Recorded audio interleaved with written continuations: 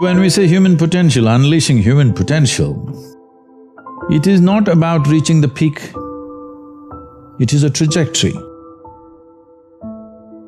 Because what our life is a combination of a certain amount of time and energy.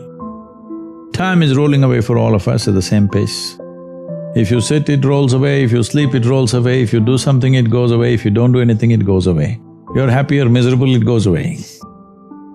Time is running out for all of us. So it's only the energy that you can do different things with. If you bring your energies to a certain level of intensity and possibility, what somebody does in 10 years, you may do it in 1 year. This means if you live here for 100 years, it feels like in people's impact that you have created, it feels like you lived here for 1,000 years, simply because you have managed your life energies in a certain way.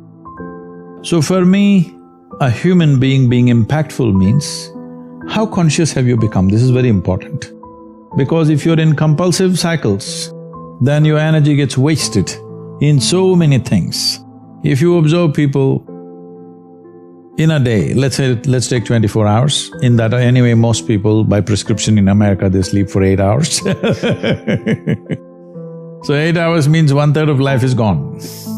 In the remaining 2/3 they have to eat, they have to, shower, bathroom, this, that, all this, another 2-3 hours gone. So literally 50% of life is gone, daily basis, just for basic maintenance of this life. 50% of the time is gone in maintenance, remaining 50%, what they have. If you look at every single move that they may make with their body, their thought process, their emotions, you will see a whole lot of it is happening in compulsive cycles. Or in other words, if you are little sensitive to life, you will realize you are the biggest issue in your life. So this is one thing that I'm trying to do with people, that you are never the issue in your life. I'm not the issue. My thought, my emotion, my body is never the issue. My thought, my emotion, my energy and my body are my instruments of function. They are not impediments in my life.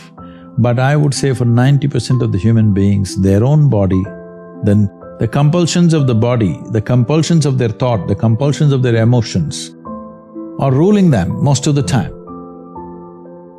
The notion of the difference between pain and suffering I thought was very useful. See, pain is physiological, it's there. If there's no pain, most people would not even know how to protect themselves. See, just because there's no pain in this, see what all you have done to it. Isn't it? See, there's no pain in this, so that's why you took it off. If there's no pain in your nose, maybe you would have taken it off. Because there are many advantages, you will take in about 22% extra oxygen if you just remove this one thing, contraption.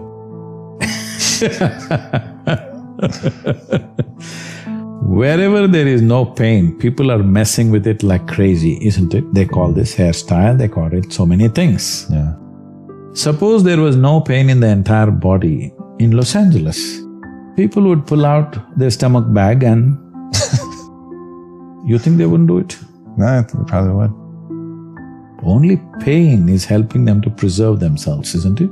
So pain is good. There's no physiological pain. Most people would not know. I hear in United States there's one group, they call themselves something, I forget that word. They're actually cutting their fingers off, their hands off on the video. Whoa. They're posting it online. There's a group like that. Whoa. Can you imagine this? No. In spite of so much pain, if there was no pain, almost everybody would have cut themselves off in the name of fashion, they would have cut themselves into ribbons. Wow. So pain is a good thing physically, because that is your preservation, self-preservation mechanism. But suffering is something that you do in your mind. So pain that happens in your body, you take it in your mind and multiply it 1,000 times or 1,000,000 times depending on how capable you are or how stupid you are, and suffer it 1,000,000 times over. Right now, most human beings are like this. What happened 10 years ago, they can still suffer. What may happen day after tomorrow, they already suffer. They are not suffering life. They think they are suffering life. They are not suffering life. They are suffering the two most fantastic faculties that human beings alone have: a vivid sense of memory and a fantastic sense of imagination. The survival process has become easier than ever before. Believe me, in the morning if you need a bucket full of water, if you had to walk a mile to the river to get one bucket of water, and your family needed 25 buckets of water, you would have no time to mess yourself. Now you have a lot of time to mess yourself because our survival is better organized than ever before. Another thing is, most human beings do not know how to manage their biochemistry without physical activity. I have seen a whole lot of people, particularly teenage boys and girls between the ages of 12 and 16, who come to me with some severe, violent problems within themselves. If you leave them like that, they may kill themselves or kill somebody else. They're in that kind of state. Many of them have even killed their parents, it has happened all over the world.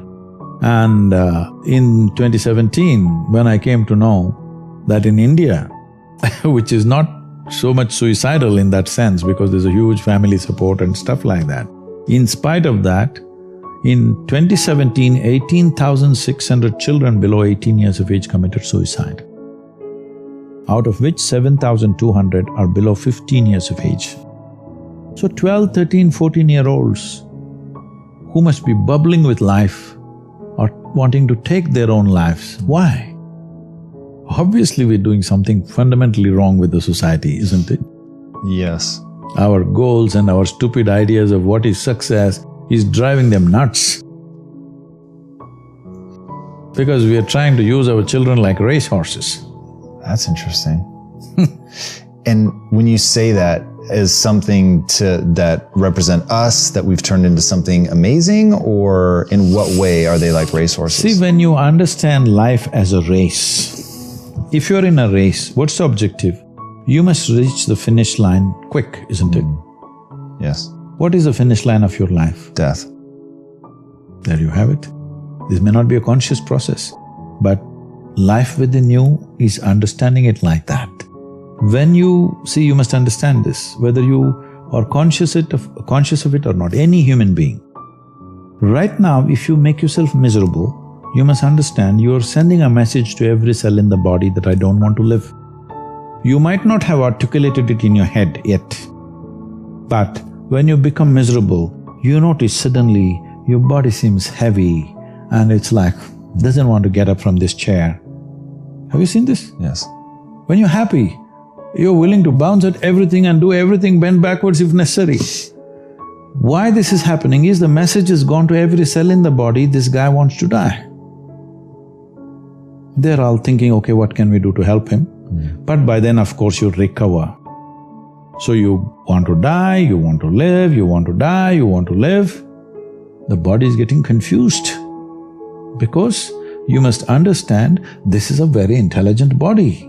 It's taking instructions from you. Every cell in the body has an enormous sense of memory and intelligence. If you keep sending wrong messages, if they act, you're dead. Because you're sending contradictory messages, you're not dead, you're half dead. You can give it any number of exotic names. Essentially, you have turned your intelligence against yourself. This is supposed to work for you, but now you've turned it against yourself, it's working against you.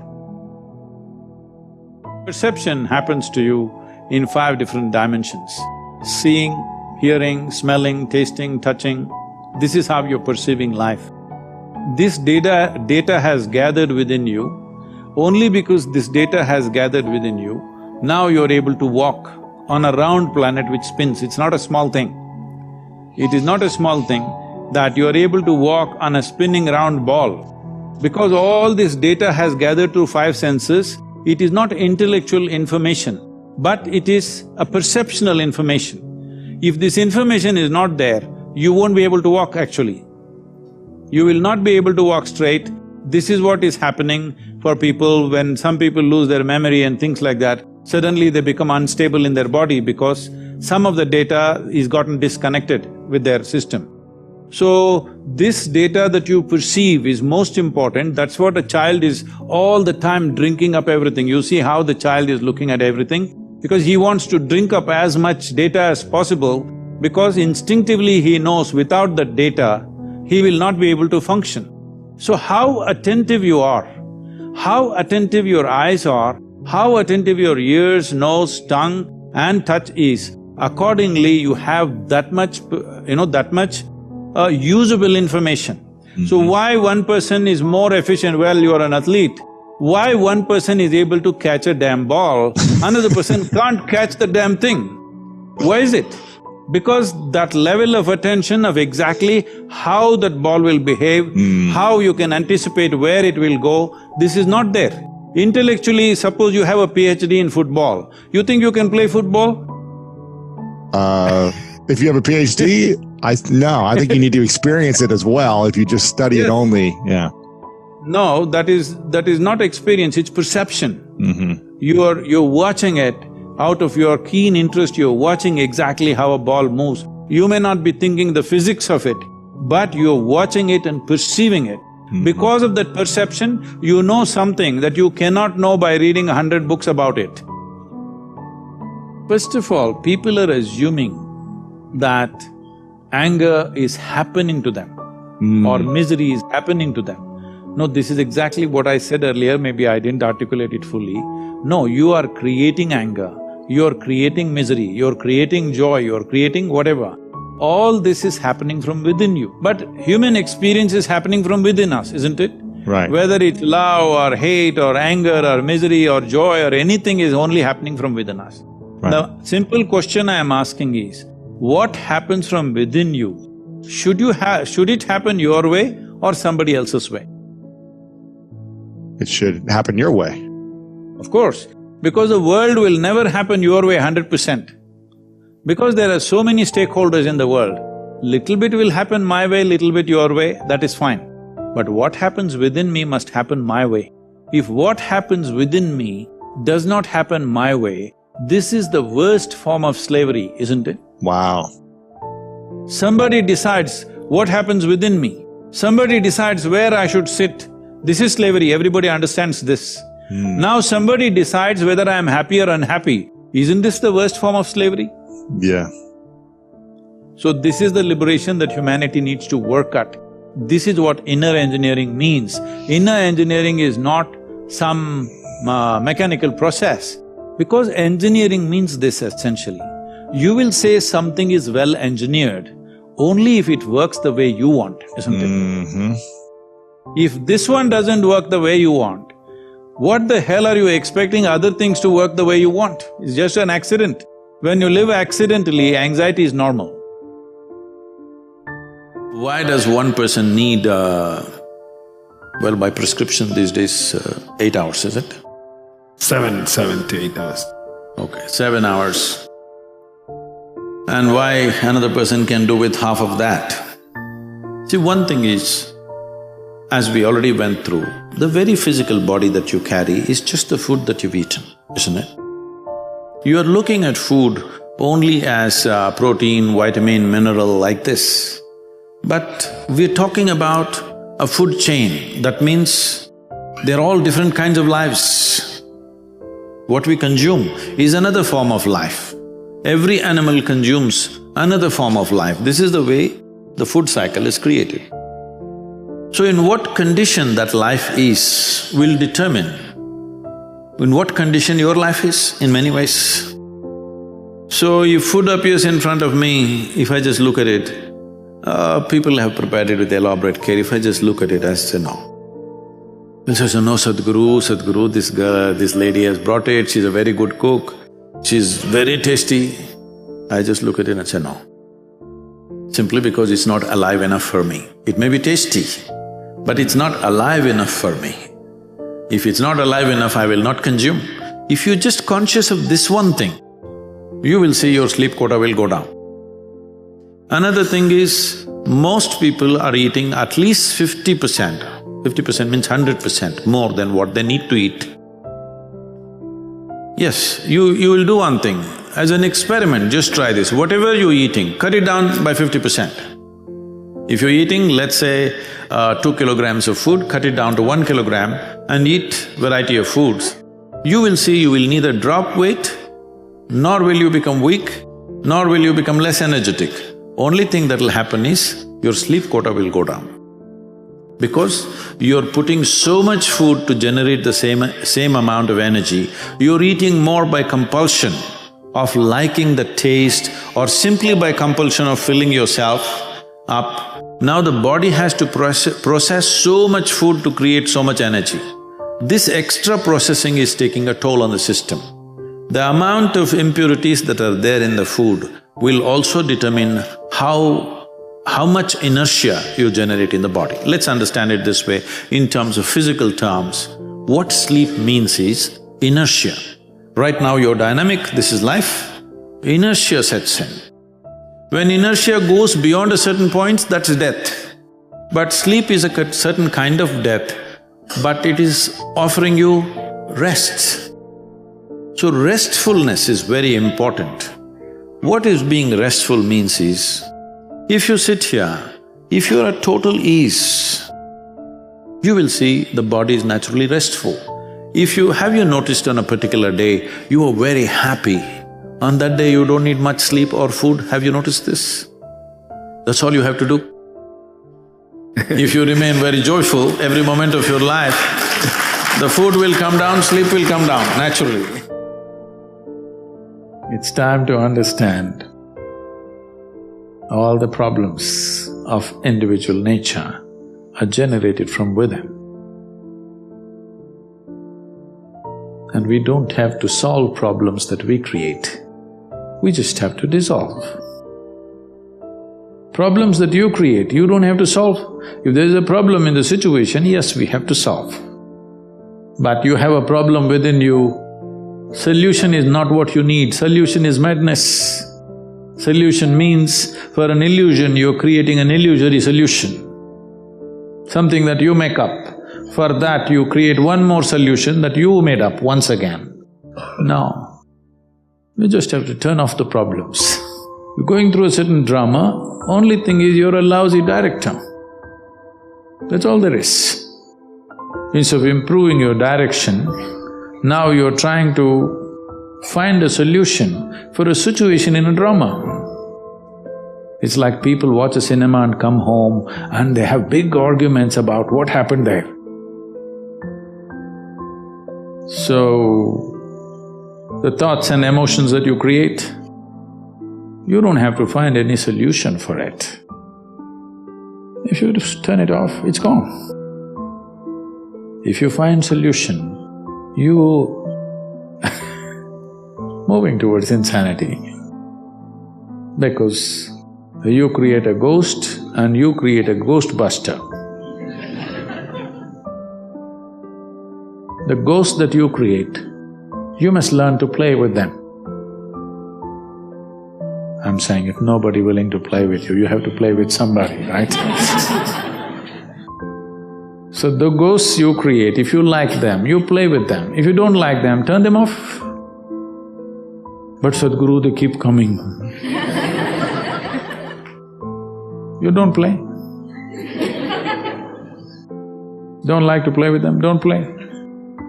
They come and go. Never it ever happened that one thought remained for more than a moment, isn't it? It comes and goes, comes and goes. Let it come and go. If you try to find a solution for that, you will head towards insanity. One thing that you must do to yourself is, you are absolutely truthful to yourself. If you're also truthful to everybody around you, you will get other kinds of benefits with people. But I will not go that far right now. With yourself, you are 100% truthful. Otherwise, all kinds of tricks keep happening. To be truthful to yourself is not an easy thing because there is lifetimes of habit of simply bullshitting yourself. A guest came to Shankaran Pillai's house and Being a South Indian man, down south, Pillais come from further down south.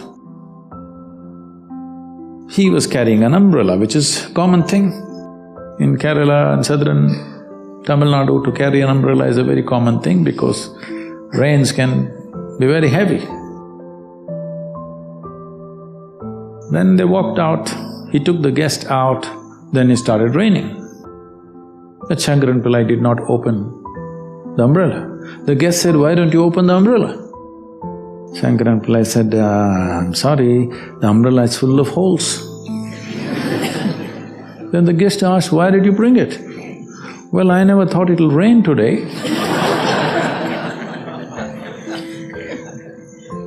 A whole lot of people are like this. They think somebody else has to catch their lives. This will take a long time because someone else catching your life will take lifetimes. You must catch them. You should not let your chickens pass. To become 100% straight with yourself, it'll take a certain amount of application. But if this one thing you do, this piece of life will work for sure, 100%. Then figuring out a few things is very simple. For that I am there. If you just fix this one thing, that you're 100% straight, no any kind of deception. When there's a hole in the umbrella, you know there is a hole in the umbrella. You will never forget that there is a hole in the umbrella, okay? If you are like this, rest of the work becomes very simple and easy.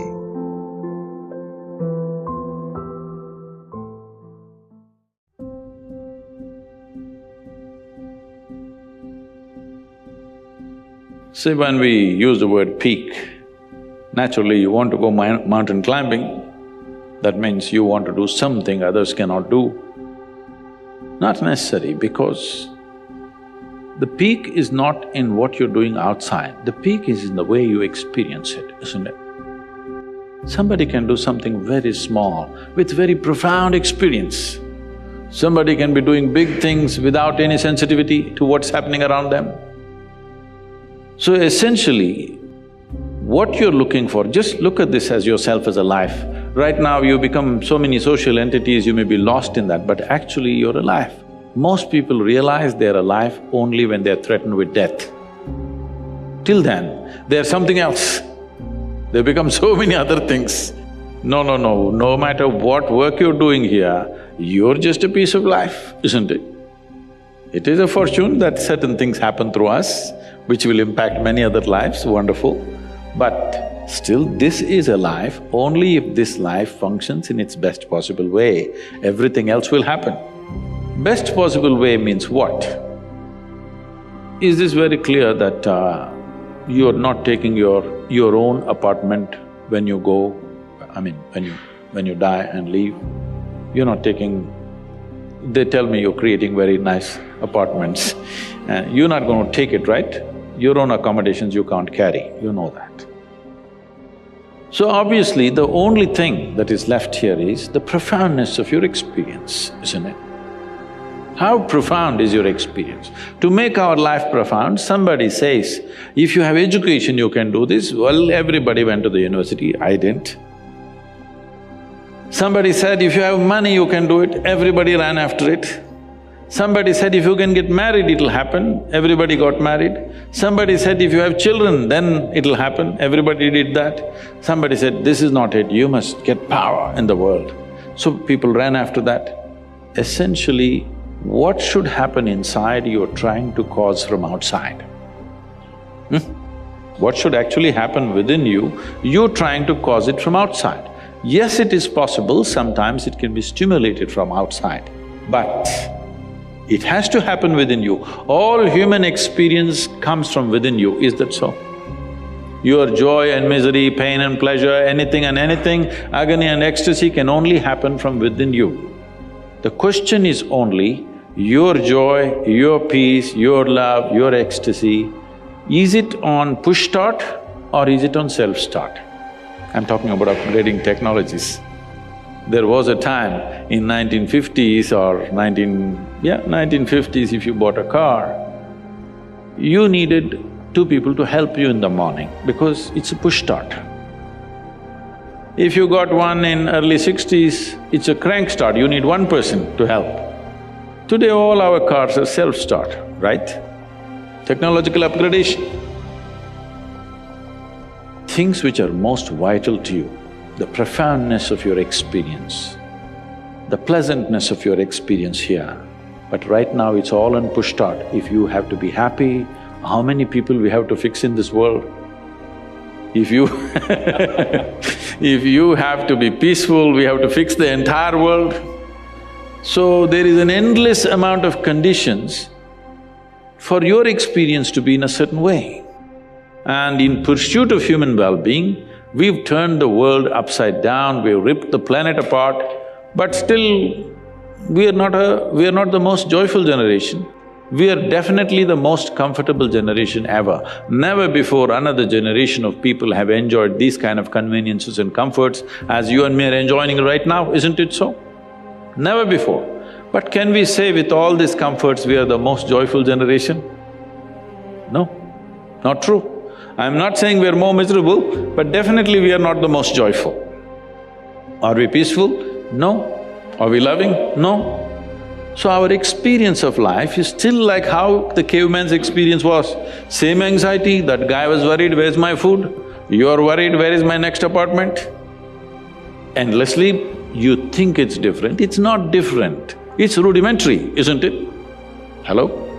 The idea of organizing our survival process the way we have organized is, we need not be concerned about it, isn't it so? Hello?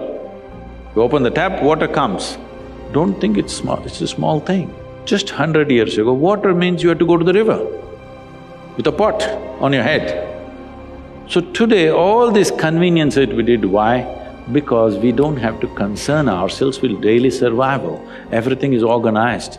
Now we believed if all these things are organized, we will sit here blissed out. Well, that's not happened. It's not happened simply because we have not taken charge of this. So peak of human life does not mean you climbed Mount Everest. I have gone up Everest, you know that? Oh, you didn't know. Somebody went up there and took a photograph with my picture in his hand. So I believe I've been there. It's much safer. It's much safer. More sensible too. Because this guy who went there, took a picture with my picture in his hands, came down and said, Sadhguru, of 12 people that we started out, only 2 of us made it to the top. And I took the picture and I came down. We were there just about 40 seconds, right on the top, because winds were picking up speed, we had to come down. Only 40 seconds I looked around and I couldn't see a thing. And I came down, now I'm wondering, why did I do it? Because you wanted to know the peak of suffering. It's not a simple physical challenge. Climbing Everest is not a simple physical challenge. I'm not saying you should not climb. All I'm saying is, the peak can only happen within you, it will not happen outside of you.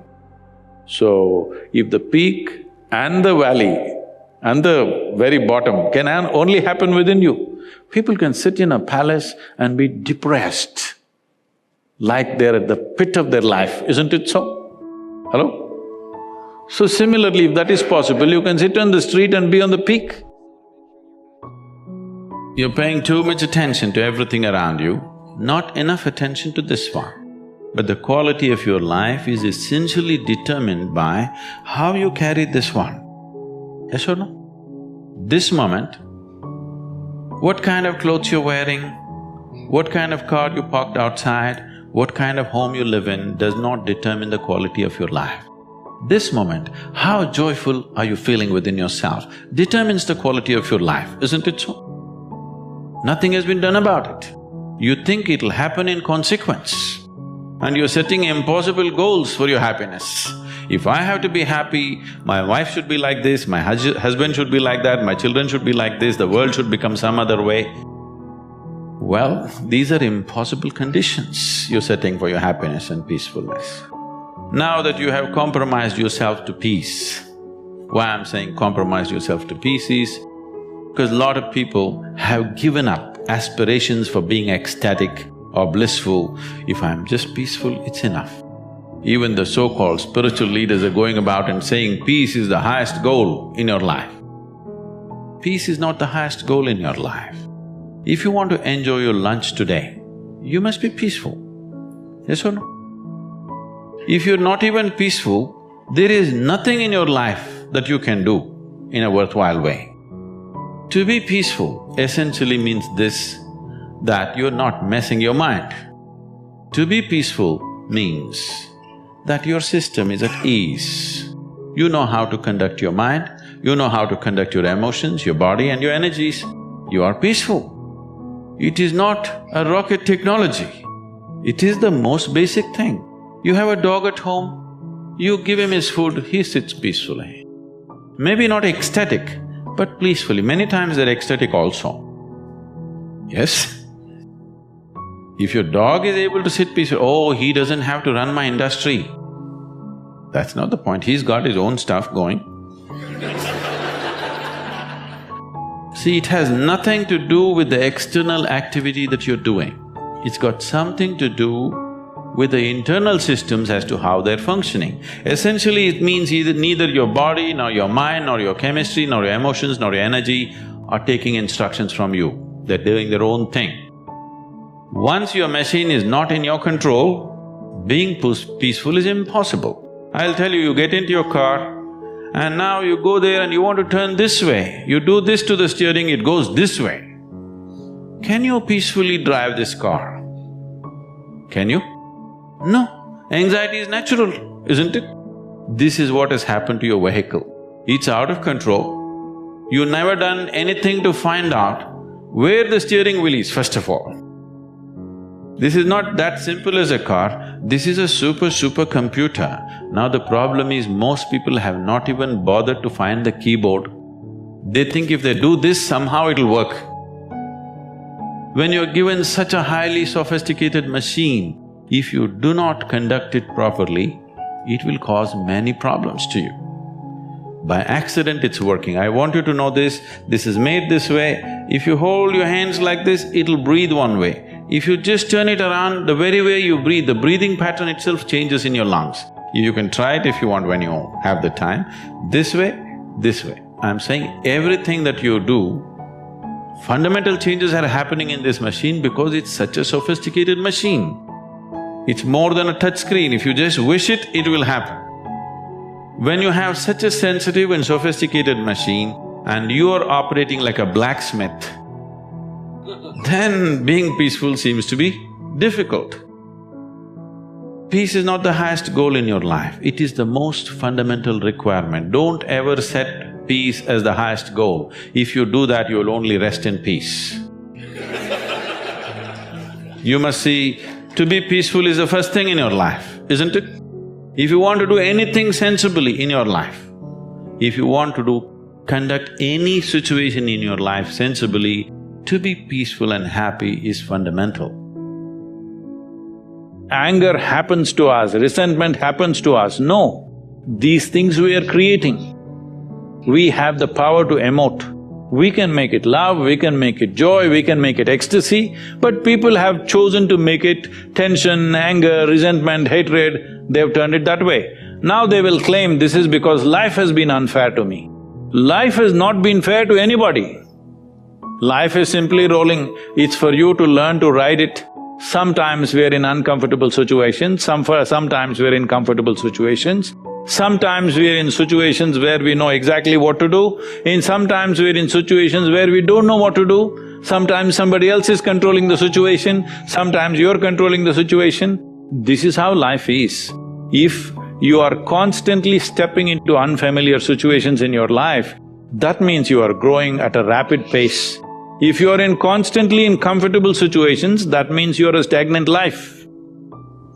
So if you look for comfort, if you look for a comfort zone, because the moment your thoughts and emotions are going to torment you with external stimulation that happens, what will you choose? You will choose a comfort zone. this means you will limit your life. So the moment somebody can cause you pain or suffering, this means unknowingly you will make the very scope of your life very limited. Only when a person loses this fear of suffering, that no matter what happens, this is how I will be, if this assurance comes to you, then you walk full stride, because whatever happens in the life around you, it will not really make you suffer. Once you are free from suffering, only when you're free from suffering, when you're free from the fear of suffering, that is when you will explore your life in full depth and dimension. Let one human being honestly say, when you are with your most loving parents, however doting and wonderful they were to you, that you never felt this is not where you want to be. That is a dishonest human being. Because love gets tedious, somebody's fondness gets very tedious, comfort gets tedious. Because the nature of life is, it wants to constantly expand. If there is no room for expansion, it doesn't matter you are kept in a whatever, I won't use because everybody uses the word golden palace. I think golden palace is totally unaesthetic in my my visual perception. I hate golden palace, but whatever is the most wonderful palace, or as you say Shangri-La, whatever, it'll get tedious. All the heaven-bound people, they don't know how bored they will be within 3 days in that place of goodness. So I'm saying it doesn't matter, it's not because there's something wrong with your parents. They may be most wonderful people, but the very nature of a human being is such. Only if you're a pet animal, if you have reduced yourself to that, you're just happy with the meals that you're getting and somebody is fondling you once in a way and you're happy with that. For that you must be a pet animal, you should not be born as a human being. Once you're born as a human being, it is natural wanting to break barriers. So when you're young as a child or a teenager, you think barriers means they're all physical. Before you understand, the barriers are not really physical. Whether you build your own house or you live in your parents' house or you live in a slave master's house, the house and walls are not the barrier. It is all within us. Before you realize that, or how soon you realize that, will lead to either transformation or frustration. I would say there's literally no human being who is not confronted with a thought and an emotion like that, but they manage to brush it aside. It doesn't bother them enough. The pain of not knowing doesn't tear them, that's the whole problem. They come to terms with ignorance, they make a deal with ignorance. They will build relationships where everybody will confirm this is the best way to live. Of comfort, companionship, love, affection. These are all things you're seeking. I know a whole lot of people have raised human emotions to heavens. If you say love, they say divine love. If you say joy, they say divine joy. If you say bliss, they say divine bliss. You don't need any God's help to be joyful, loving, peaceful. As a human being, you're endowed with these qualities. So all those who deprived themselves of that, they either seek God or they settle for a dog. Yeah, usually. Because they want unconditional love, this is a demand. Because the nature of love is such that it's like a flower, if you don't watch it for 2 minutes, it'll fall. It'll wither and fall right there. Either you want to let it fall, or you have to nourish it every moment, or you have to concretize it. That means you take a picture and keep it on your phone screen, or you institutionalize it with marriage or this or that. So essentially, Well, I'm not against any institution because institutions are needed in the world to operate, otherwise there'll be chaos. That is a different thing. But you cannot institutionalize joy or peace, like right now we think United Nations is the institution for peace. No, you cannot institutionalize peace. You cannot institutionalize joy. You cannot institutionalize love or anything for that matter. Institutions are functional instruments in a given society. I have utmost respect for them because without it, a whole lot of people wouldn't know how to live. You need institutions, there is a government, there's a democratic process, there are variety of things, all right? There are courts, there are parliaments.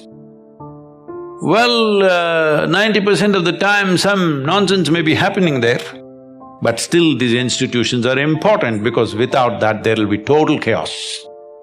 So I'm not talking against institutions, but institutionalizing things that happen within a human being is a silly effort. How do I enhance my competence? See, let's say you want to run on the field, let's say you want to run a race, you want to run 100 meters. It is not running that you have to work on right now, you have to work on your legs and lungs and muscle and everything, isn't it so? So, if you want to become a great engineer, yes, definitely an institute like this is crucial on one level. But any number of people might have come here and gone, not all of them became great engineers. Though they might have produced hundreds of great engineers, still not all of them will become, simply because of their own individual attitudes and competence and whatever else, isn't it? So, whatever the institute can do for you, it is doing. One foremost thing that you need to do is to enhance your own physical and mental capabilities. Because if you want to be a good engineer, you need a working brain. Just having a degree of engineering may be a passport to a job, but it is not a passport to success, isn't it? So to have a working brain, which the engineering degree will not freeze. Usually lots of degrees, when people acquire degrees, they freeze their brains. They think they can… now they have finished using it and now they can rest it for the rest of their lives. It is not so. This is only to enhance your capability. This is just an organized effort. A school, a college, an institute is just an organized effort towards that, because each individual cannot craft it for himself. That is why an institution. Otherwise, an institution has no other purpose. It is here to just organize that possibility of you striving to be of a certain competence. But that is a mass application. But as an individual, your most important thing is you as a human being, you are functioning at the fullest level. If that has to happen, there are other dimensions which one needs to explore. Unfortunately, though these sciences and technologies for inner well-being have been the mainstay of this culture for thousands of years, today, we are largely losing it for various reasons because we want to imitate somebody else. We don't want to imitate our grandfather Topiwala anymore. We want to imitate the hat seller from another country. Because of that, we are losing those things, but we should not. We have to bring it back into our lives. This is very much a part of the way the culture itself is structured, that it is all about the human being. See, this is the only culture which talks about, which even an illiterate person in this culture is aware of, that you can actually evolve to another dimension of existence. Even if I go into a village and talk to an illiterate peasant who has not read anything, who doesn't know anything, who's not heard any of this stuff, even to him if I go, he will not ask me, give me a golden horse or something, he'll say, "Enakku mukti venum Swami." He's saying he wants ultimate liberation. Where did this fellow get this? Nowhere else on the planet this is possible. Nowhere else on this planet is it possible that an illiterate person is thinking that he can break his present dimension of existence and go to another place, whatever that place is. So this was bred into our culture so deep, we should not lose it. It was not just the idea, there are technologies to become free. If you became free from the process of your body and the process of your mind, if you can sit outside of it and work it, you would work it brilliantly, do you understand? You would be able to use this body and use this mind only when you are able to not treat it as myself. These are powerful instruments in your life. These instruments can be employed the way you want it, only when you have an outside access to it. We are a social animal. We human beings, social animal. And particularly in modern time, the reality, economy, environment, and many things heavily interdependent. That's the reality. Unlike, I think, past sort of as the ancient time more or less independent, self-sufficient. They say not depend on your interest or your future, not depend on other. Now, completely change. So even from this selfish viewpoint, you have to take care about others' well-being. You just think yourself, the blind selfish. Think yourself, forget other, or worst thing, exploit other, cheating other, bully other. Ultimately you suffer. Through these mischievous way, you may gain some temporary sort of benefit, but in deep inside, you feel uncomfortable. Then eventually, you truly become a lonely person. Nobody loves you. Nobody respects you. If you take care of others as a human brothers, sisters, sincerely, seriously, then everybody become your friend. So, when you have truly trusted friend there, if you need something, you can ask them. If you becoming friendless or lonely person, and when you really facing some problems, nobody you can share. So ultimately we are social animal. So even other animal, no law, no education, no religion, but you see, they have some kind of sort of feeling. Their own individual survival depend on rest of the community or herds. So they work together. I am one of the individual out of 7 billion human beings. If human being, rest of the human being, happy, peaceful, I get maximum benefit. The rest of the world get trouble. How can I escape from that? And with that feeling, when I meet people, one people, or one person, or 10 people, 100, 1,000, 10,000, 100,000, I always consider them as my brothers, sisters. That brings me in mental level completely relaxed. If I feel I'm something different from them, then some nervousness, some anxiety may develop.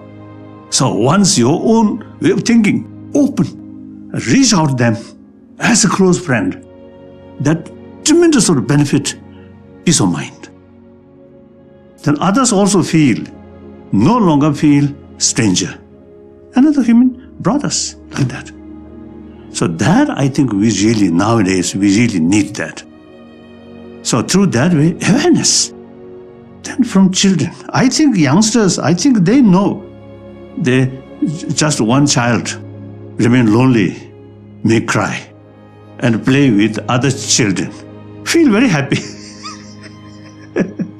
So that's the human nature. So sometimes we grown up, then we always calculate, if I make friendship with that, how much I get some benefit. Or make friendship, then I can exploit or something. Then genuine basis of friendship no longer there, destroyed.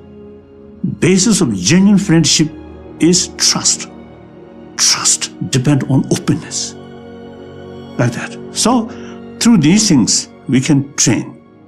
And then, at mental level, no matter what, your physical level, busy. But mental level, always calm, restful, relaxed.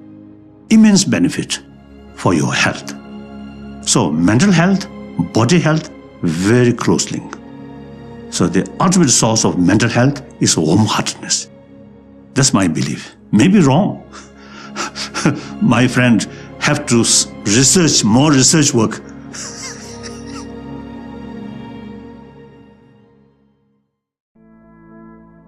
Not a single day passes for me without witnessing tears of joy and love around me. Every day, somebody will be shedding tears of love and joy. I don't think there's a better way to live in this world. And all of us should strive to create our own circles of joyfulness and pleasantness around us.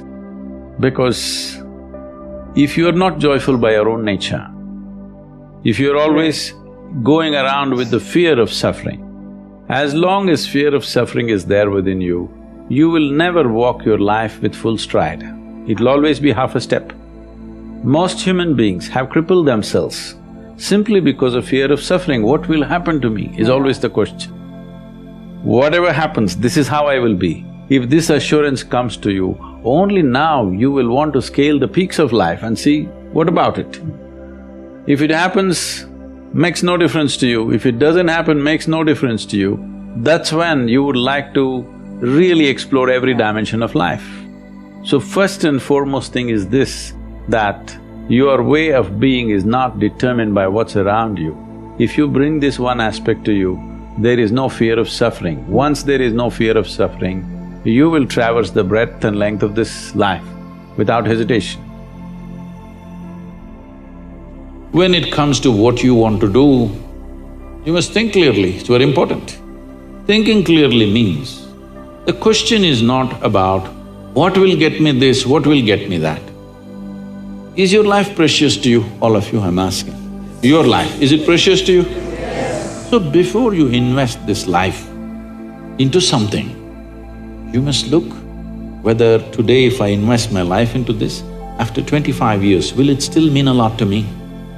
After 50 years, will it still mean a lot to me? At the end of my life, if I turn back and I look, will I be proud of this or will I be ashamed of what I'm doing right now? Doesn't matter what other people say. But you should not do anything that you will feel ashamed of, isn't it so?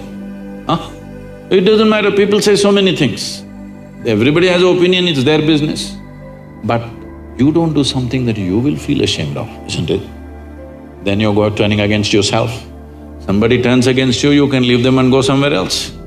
If you turn against yourself, you'll have to live with it forever. So, this is all you have to look at it. Something will get you money, something will get you comfort, that's not the point. What you choose to do, will it give you a life? When I say give you a life, are you just trying to make a living or are you trying to make a life out of this? It's important. Making a living is not an issue. A worm, an insect, a bird, an animal, all of them are making their life, making a living, isn't it so? They're even making a life out of it, but definitely they're making a living. So making a living with such a big brain is not an issue. Earning your food is not an issue, making a living is not an issue. Only problem is you want to live like somebody else, that's an endless problem. I want to live is not a problem. I want to live like you, this is a problem. So, it is important, if you consider your life as a precious life, you must make sure you make a wonderful life out of this. If your friend does not do well, you'll feel sad about it. If he does very well, you'll feel very sad about it. So you have fixed yourself in such a way, whichever way you cannot be happy. You're in a self-defeating mode. No matter what happens, you will not be happy. If you want to understand what I'm saying, you go and stand out on one of the main streets in Bangalore city. Leave the poor people who are selling kadlekai on the street side, leave them. Only look at those BMWs, Mercedes and Maseratis and whatever is going around in Bangalore city. Only look at the dream cars, okay? Because many of you may have dreams also of this. Just look at all these people. You think they are in a profusion of joy, driving this car like that? No. Only in case it's a stolen car, you see the joy. Otherwise, no. So success has not brought joy to them. If they're failed, of course they're frustrated, because the very mode of approach is like this. If this mode of approach comes, whichever way, it's not going to work. Because it's not even about you, it's always about somebody here. It's never about you. The simple thing is this, see, if your joy, your sadness, your happiness, your misery is determined by something or somebody around you, the chances of you being joyful in your life is remote. Yes or no? Is it true that human experience is created from within? Hello? Hello? I'm asking all of you. Is it true that human experience, joy or misery, agony or ecstasy, madness or sanity, everything is created from inside? At least if you're a manager, if you're going to be a manager, at least what is happening from within you must happen your way. Because essentially management means having situations the way we want it. Yes? Management means what? Having situations the way we want it. Well, if the world is not happening your way, at least this one must be happening your way, otherwise what kind of management is this? Here there's only one person, huh? Here there are 1,000 people, they may not listen to you, they got their own stuff. But here there's only one person, at least here what you want must happen, isn't it? If what you want happened, would you keep yourself blissed out or miserable? What's your choice? You must choose, I'm going to bless you now. Huh? Blissed out, of course. So if such a thing is not happening, then all these problems come. If things work, it is a problem. If they don't work, it's a problem. If you get a seat in this institution, it's a problem. If you cannot get out of this, it's a problem. You like this place so much, you don't mind staying here, it's not like that. You must get in and you must get out ahead of others, everything. It's never about you, it's always about something else. Outside is a variable situation. Who these people are today, tomorrow we don't know what they will say.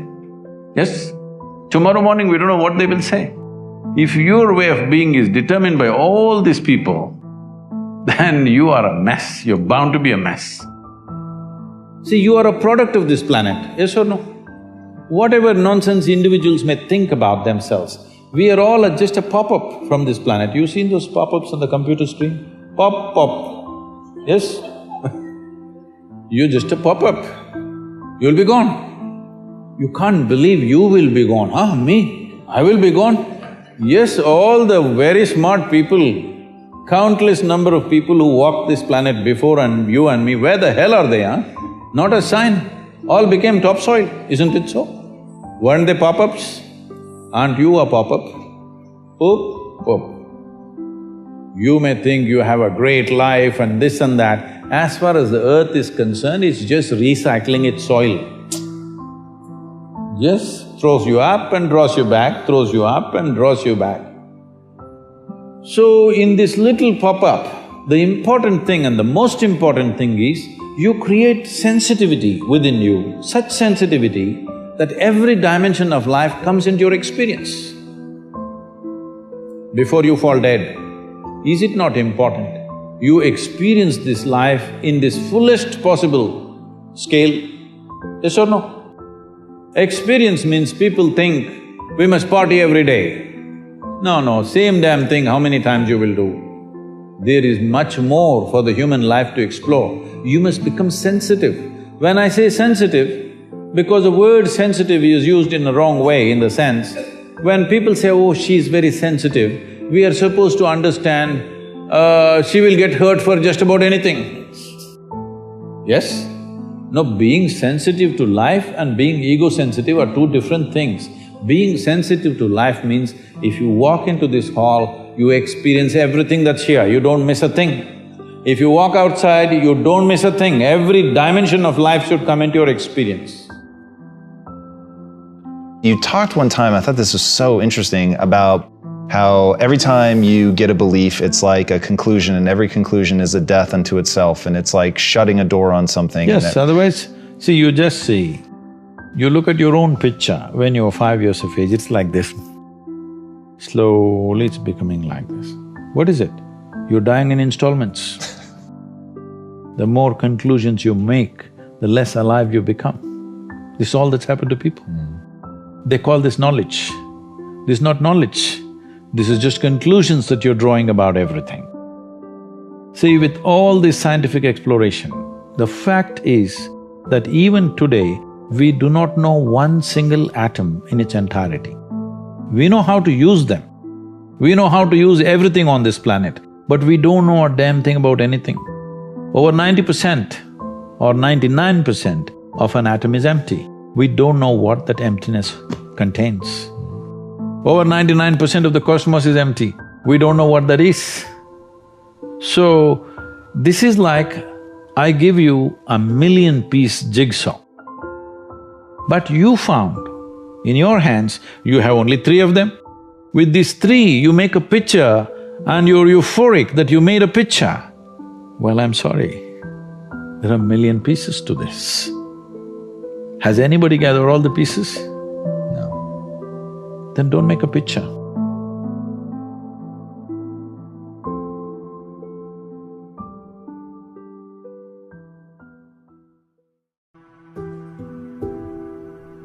What is well-being? When do you really feel well in your life? When do you truly feel well? When you're very happy, you're well. Even if you're physically ill, you're still well, isn't it? Even if you're medically diagnosed as ill, you're very happy right now, you're feeling well, isn't it? So fundamentally, well-being means a certain level of joyfulness, certain exuberance of life. What is happiness? We can say happiness is this, that, but in terms of life, your life energies are happening in a more exuberant way than it normally happens. Depression means your life energies have become very low and stale. Happiness means your life energies are exuberant. There are many ways of describing happiness, but only those who are happy know what it means to be happy. There is nobody who has not been happy. Everybody's been happy, but the problem is they're not able to maintain it, that's all, isn't it? Everybody's been happy. In the last 24 hours, how many moments of joy have you known?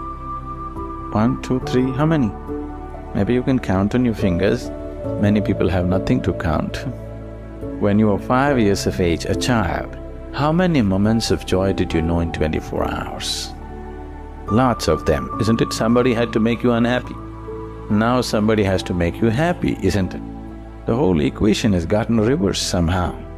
All this effort of life, everything that you did, education, career, business, family, whatever you did, everything was in pursuit of happiness, is it so? Everything that humanity has done on this planet is in pursuit of happiness, is it so? In the last 100 years, we have done too much on this planet. With the use of science and technology, we have changed the very face of this planet. Today, we have the kind of comforts and conveniences that no other generation could ever even imagine, yes? What royalty could not afford 100 years ago, today average citizens have, isn't it so? Aren't most of you driving chariots with 100, 200 horses? Yes? Even kings could not afford this. But are we any happier? We are definitely the most comfortable generation ever on this planet, is it so, physically? But are we also the most joyful generation? So it's not worked. Science and technology has brought enormous amount of comfort and convenience to our lives. Things that we could not imagine just 25 years ago are just a living reality today, isn't it? But are we any more joyful? No. And all these comforts and conveniences have not come easy, they've come at a tremendous cost to every other life on this planet.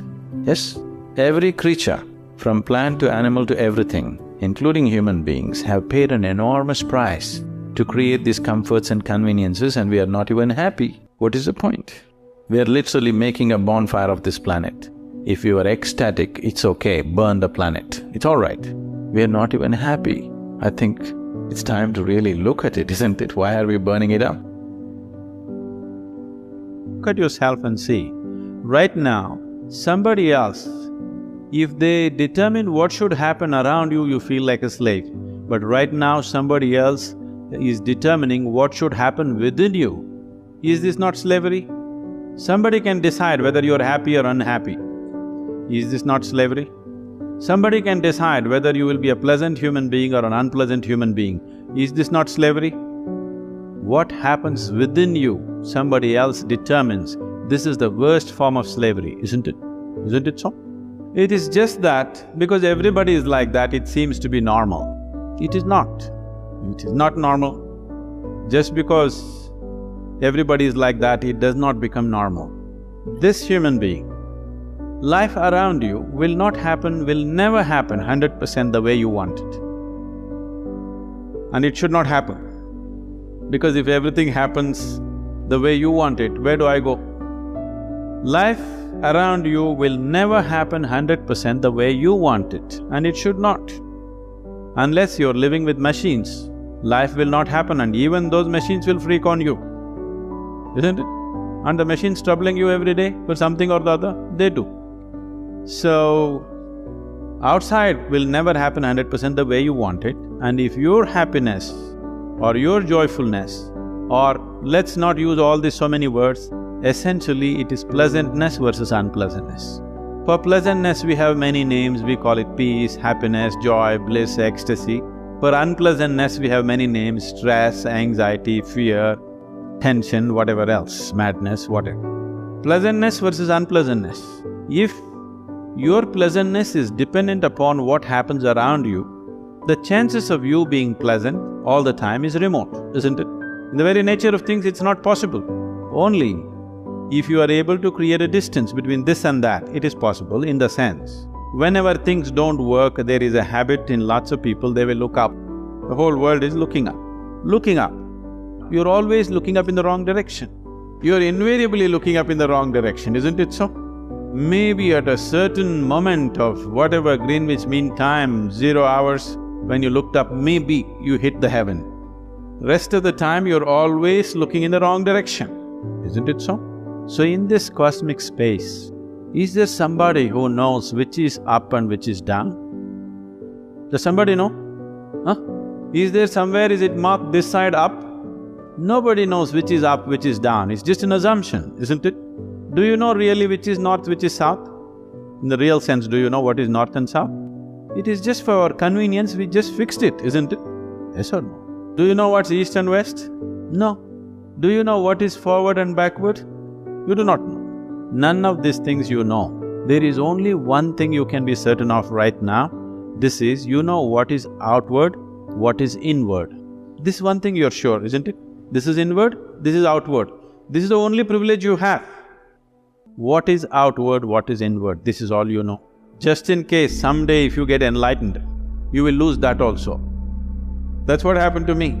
Now I don't know which is inward, which is outward, which is me, which is not me, that's why I'm all over the world. Because I don't know whether this is me or that is me. Where do you see me right now? Within yourself. Where do you hear me right now? Within yourself. Where have you seen the whole world? Within yourself. Have you ever experienced anything outside of yourself? Everything that ever happened to you, darkness and light happened within you, pain and pleasure happened within you, joy and misery happened within you. Have you ever experienced anything outside of yourself? So what I am asking you is, what happens within you? Who should determine how it should happen? What happens within you? Who should determine how this should happen? Somebody else? Definitely you should determine what should happen within this, isn't it? So if you determine what's happening within this, your whole experience of life will be determined by you, nobody else but you, isn't it? The events around you may not be determined by you, but how your experience of life is on this planet is 100% determined by you if you take charge of this. If you leave it loose, just about anybody will determine it. They will. Not consciously, they also like you by accident. How does one manage to find happiness? One simple thing is, every human experience has a chemical basis to it. What you call as peace is one kind of chemistry, what you call as happiness or joy is another kind of chemistry, ecstasy is one kind of chemistry, agony is another kind of chemistry, anxiety another kind of chemistry, stress another kind of chemistry. all levels of pleasantness and unpleasantness is rooted in a certain chemical background within you. Okay. Or in other words, what you call as this is a certain chemical soup. The question is only, are you a great soup or a lousy soup? Now, if I give soup-making ingredients to 10 different people, the same ingredients, 10 people will not produce the same soup. Sure. 10 soups will taste in 10 different ways, though the ingredients are same. Similarly, all of us are made with the same ingredients, but see in how many different ways we made ourselves. So it's time to pay attention to soup making, that this is a great soup, this is not a lousy soup. If you establish a chemistry of blissfulness, Right. that's how you will be. This is what we're teaching people. We are not advising people to be happy or peaceful. We are teaching them how to engineer your chemistry the way you want it. You create a chemistry of blissfulness, then why are you bothered about being happy? That's how it'll be. Not a single day passes for me without witnessing tears of joy and love around me. Every day, somebody will be shedding tears of love and joy. I don't think there's a better way to live in this world. And all of us should strive to create our own circles of joyfulness and pleasantness around us. Because if you're not joyful by your own nature, if you're always going around with the fear of suffering, as long as fear of suffering is there within you, you will never walk your life with full stride. It'll always be half a step. Most human beings have crippled themselves simply because of fear of suffering. What will happen to me is always the question. Whatever happens, this is how I will be. If this assurance comes to you, only now you will want to scale the peaks of life and see, what about it? If it happens, makes no difference to you. If it doesn't happen, makes no difference to you. That's when you would like to really explore every dimension of life. So first and foremost thing is this, that your way of being is not determined by what's around you. If you bring this one aspect to you, there is no fear of suffering. Once there is no fear of suffering, you will traverse the breadth and length of this life without hesitation.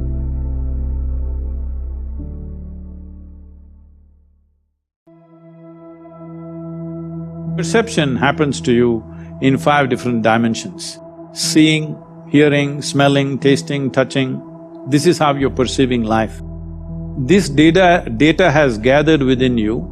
Only because this data has gathered within you, now you're able to walk on a round planet which spins. It's not a small thing.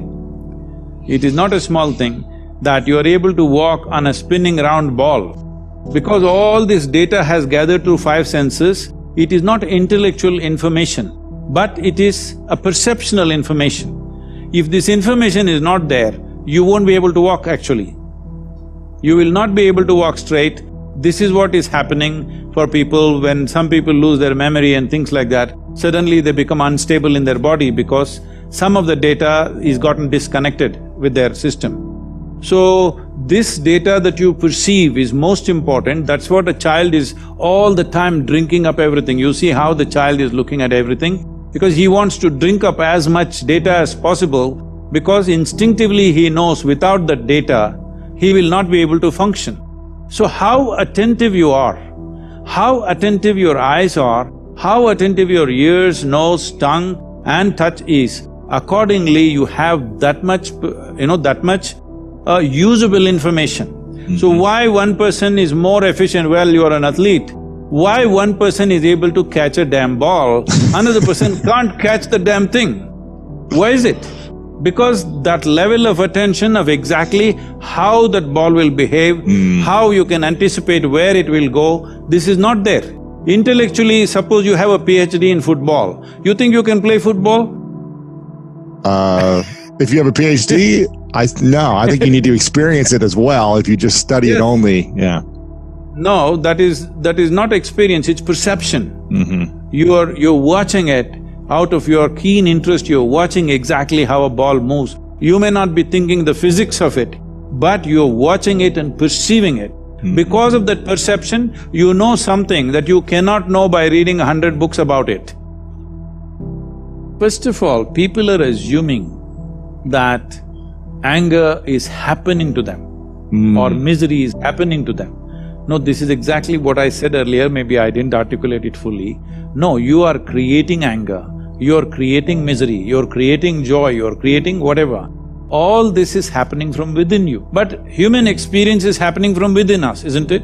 Right. Whether it's love or hate or anger or misery or joy or anything is only happening from within us. Right. The simple question I am asking is, what happens from within you? Should it happen your way or somebody else's way? It should happen your way.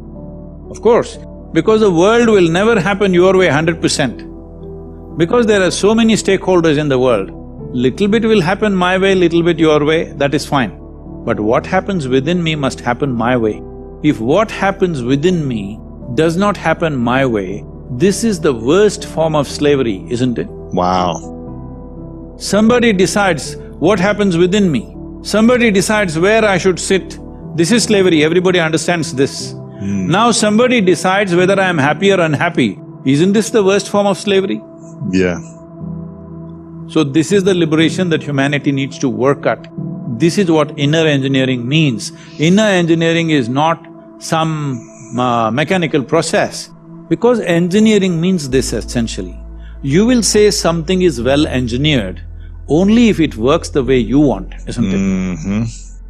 If this one doesn't work the way you want, what the hell are you expecting other things to work the way you want? It's just an accident.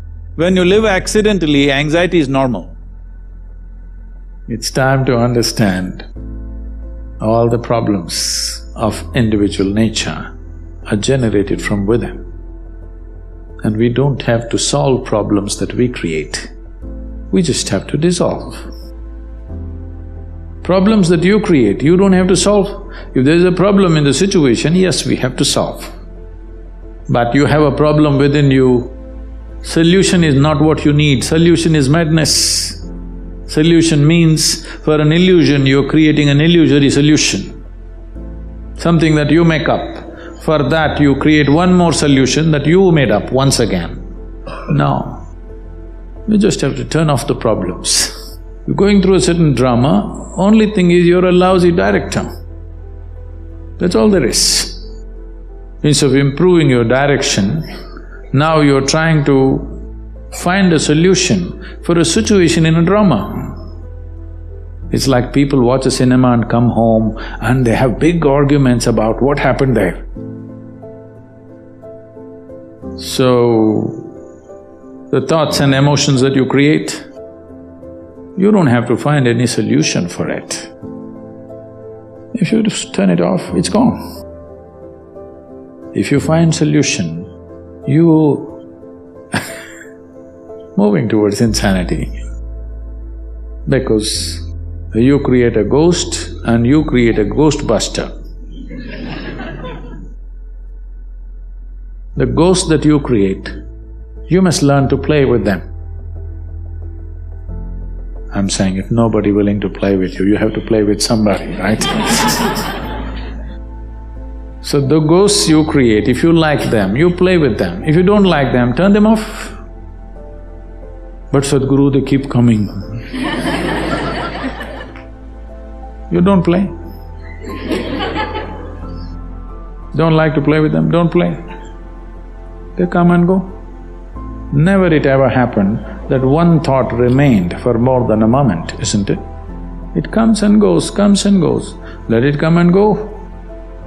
If you try to find a solution for that, you will head towards insanity. One thing that you must do to yourself is, you are absolutely truthful to yourself. If you're also truthful to everybody around you, you will get other kinds of benefits with people. But I will not go that far right now. With yourself, you are 100% truthful. Otherwise, all kinds of tricks keep happening. To be truthful to yourself is not an easy thing, because there is lifetimes of habit of simply bullshitting yourself. A guest came to Shankaran Pillai's house. And being a South Indian man, down south, Pillais come from further down south. He was carrying an umbrella, which is common thing. In Kerala and southern Tamil Nadu, to carry an umbrella is a very common thing because rains can be very heavy. Then they walked out, he took the guest out, then it started raining. But Shankaran Pillai did not open the umbrella. The guest said, "Why don't you open the umbrella?" Shankaran Pillai said, "I'm sorry, the umbrella is full of holes." Then the guest asked, "Why did you bring it?" "Well, I never thought it'll rain today." A whole lot of people are like this. They think somebody else has to catch their lice. This will take a long time because someone else catching your lice will take lifetimes. You must catch them. You should not let your chickens pass. To become 100% straight with yourself, it'll take a certain amount of application. But if this one thing you do, this piece of life will work for sure, 100%. Then figuring out a few things is very simple. For that I am there. If you just fix this one thing, that you're 100% straight, no any kind of deception. When there's a hole in the umbrella, you know there is a hole in the umbrella. You will never forget that there is a hole in the umbrella, okay? If you are like this, rest of the work becomes very simple and easy.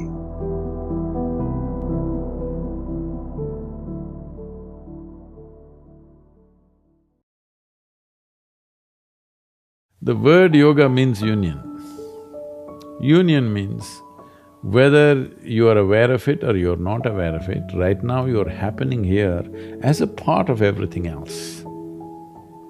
What the trees exhale, you're inhaling, what you exhale, the trees are inhaling. Not just on the level of respiration, on all levels this is happening. What you think as myself is just a psychological boundary that you have set up. So yoga means consciously obliterating the boundaries of your individuality. So if you sit here, if you experience everything around you as myself, this is yoga. If you experience all this as myself, do you need morality? Be good to people, don't harm them, don't do this, don't do that, would it be necessary? No. Did anybody teach you out of these 5 fingers, this is a small finger, don't cut it off? Is there a morality needed like that? Anything that you feel is a part of yourself, with that you don't need any values, ethics, morals, nothing, because it's a part of you. This is what yoga means. You experience everything as a part of you. When somebody experiences the whole universe as a part of himself, then we say he is a yogi. Charles Darwin said that you evolved out of a monkey. You were a monkey, then you became a man. Some of the genetic scientists are saying this, that the difference, the DNA difference between a chimpanzee and you is only 1.23%. So in that sense, physiologically you're only 1.23% away from a chimpanzee. Not a big difference, isn't it? A shade, it's just a shade of difference.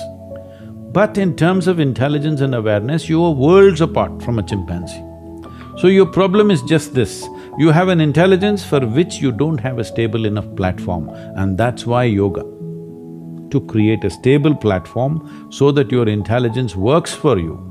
Right now, you may call it so many things, so many exotic names have come up. Stress, tension, anxiety, depression, madness, all kinds of things. All this essentially what it means is, your intelligence has turned against you, that's all. You can give any number of reasons, but essentially, your intelligence has turned against you. If your intelligence was working for you, would you create blissfulness or misery? Bliss. This is all. Why your intelligence has turned against you? There's no stable enough base. So the entire yogic system is about this, that you create a stable base so that your intelligence works for you. If your intelligence turns against you, no power in the universe is going to save you, you are a done thing. If you become what you make up, unfortunate, isn't it?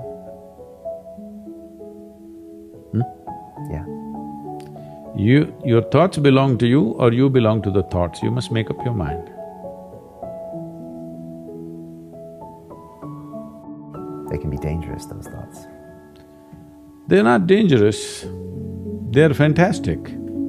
Only thing is, fantastic things mishandled can kill you. A car can kill you, isn't it? It's a wonderful thing, an automobile. It's made our lives. If you handle it irresponsibly, it kills you. Every possibility is like this. Every possibility, if you do not harness it, it becomes a problem.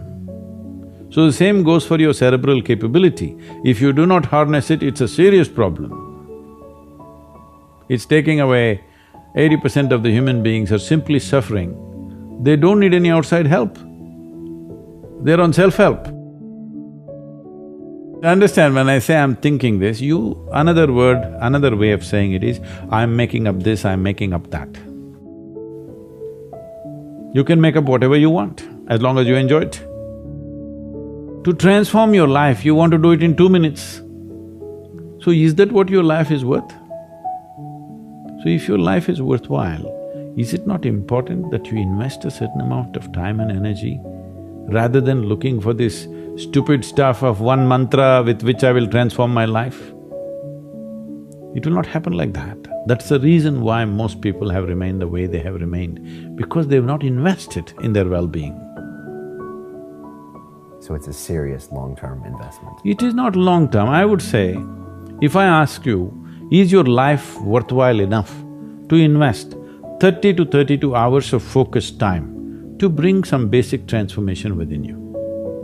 If I teach you a way where you can manage your chemistry the way you want, but we need 32 hours of focused time, do you think your life is valuable enough for that much investment, I'm asking? Yes. Then you must invest, that's what is called in an engineering program.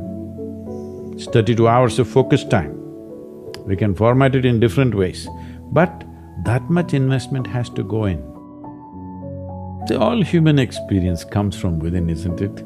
I don't know what kind of geniuses thought these things. I know in America there must be 1 million books telling you how to, milk happiness from something else or somebody else but all human experience is generated from within. What comes from within you must be the way you want it, isn't it? Isn't that simple enough, I'm asking? Yes. What comes from around you may not be the way you want it, but what comes from within you must be the way you want it. If whatever happens within you the way you want it, will you be blissed out or miserable? Blissed out. See, most people understand complexity as intelligence. If they make themselves difficult, they are supposed to be intelligent. Making a simple thing difficult is not intelligence. Making a very complex thing simple is intelligence, isn't it? So wrong sense of intelligence, idea of intelligence has entered people's minds. They think if they make a problem out of every solution, they're intelligent. No. If you find solutions for every problem, that is intelligence. That's my understanding. So essentially, this whole attitude and questioning and this kind of thing has happened to the world in a big way because our education is confusing people to make them believe that memory is intelligence. Memory is not intelligence. Memory is useful as data, but intelligence is a different dimension. We have gobbled this up, that we have made children believe from a very early age, if you remember something, you're smart. No. A tape recorder can remember everything. This camera can remember everything. This doesn't mean it's intelligent. So, one major aspect of my work is to separate these two. Within your experience, your memory and your intelligence are two different things. If you have an intelligence which is unsullied by memory, you will see everything just the way it is. But if you look at everything through the filters of your memory, everything is prejudiced. People who ask, all this is fine, but what's the takeaway? They want a commandment. We are talking about consciousness. Commandments won't fly. Commandments means you're trying to fix your life. Consciousness means you want to liberate your life. My intention is you must liberate your life. People come and say, Sadhguru, please teach us how to control my mind. Say, you want your mind controlled or liberated? Oh, yes, liberated, but how to control? Because they think that intelligence is a serious problem. And it's been in their lives. So what is the solution? If you remove a part of your brain, you will be fine. You're essentially complaining, I wish I had the brain of an earthworm, this human brain I am not able to handle. Yes, that is a fact. We have come to a place where to grow our food, we need chemicals. To be healthful, we need chemicals. Today 70% of the population is on prescription medication of some sort. To be peaceful, we need chemicals. To be joyful, we need chemicals. To be ecstatic, of course, you have ecstasy. So we are going towards chemicals in a huge way. The water that you drink is full of chemicals, the air that you breathe is like that, and the food that you eat is like that. So if 90% of humanity goes into chemical consumption, consciously or unconsciously, if they consume a lot of it, the next generation that we produce will be of a lesser quality than who we are. What I am saying is, the important thing about life, whether it's a grasshopper out there or you, both of us are striving to be the fullest possible life that we can be. A grasshopper is trying to be a full-fledged grasshopper, a human being is trying to be a full-fledged human being. So suppose you cut off one of grasshopper's legs which is supposed to hop, the hopping leg, if you take it off, have you enhanced its life, I'm asking you? No. No. So similarly for a human being, if you take away any of his faculties in any way, even temporarily, have you enhanced his life? No. So intoxication is just that, it is taking away your faculties for a period of time, but if you continuously do it, it'll take it away for your life. So you're taking away or subjugating your faculties for a little bit of pleasure, or maybe a lot of pleasure, however you wish to describe it. But the important thing is you're taking a backward step with life, because life can only be enhanced by sharpening and increasing our faculties, not by decreasing our faculties. Our ability to be active physically, mentally, emotionally, spiritually, if this is in any way crippled, this means we are taking a backward step, though there may be pleasure attached to it. Every human being wants his life enhanced. If you don't show them proper ways to enhance, they will find shortcuts. See, a man who goes to the bar and a man who goes to a church or a temple or whatever, they're seeking the same thing, they're trying to enhance their life, isn't it? If you do not show them a proper way, they will take whatever ways are available on the street, that's all. That's why I'm saying it's not a moral issue for me, it is just that it sets you backward. You want to go forward, but it sets you backward.